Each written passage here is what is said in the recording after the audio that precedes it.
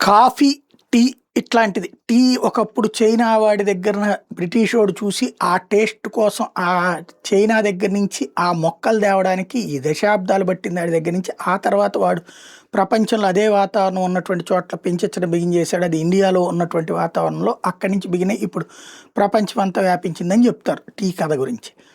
ఆ అలవాటు ఒక ఎత్తు చూసాం. ఇప్పుడు కాఫీ కూడా ఇప్పుడు అట్లాంటిదే. కాఫీ వచ్చేటప్పటికి భారత కాఫీ ఎక్స్‌పోర్ట్‌లు ఈ ఏడాది $2 బిలియన్ చేరినాయి 2025లో. $2 బిలియన్ కాఫీ ఎక్స్‌పోర్ట్ జరిగినాయి.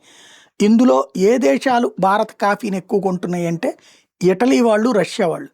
వాళ్ళిద్దరే టాప్ బయర్స్. అమెరికా, మిగతా దేశాలు కొంటున్నాయి గానీ, అత్యధికంగా భారత కాఫీని ఇష్టపడుతున్నటువంటి వాళ్ళు మన కాఫీ తోటలలో తయారైనటువంటి కాఫీ ఏదైతే కాయలని తీసుకుని కాఫీ చేసుకుని తాగుతున్నటువంటి వాళ్ళు ఆ 2 దేశాలు ప్రధానమట.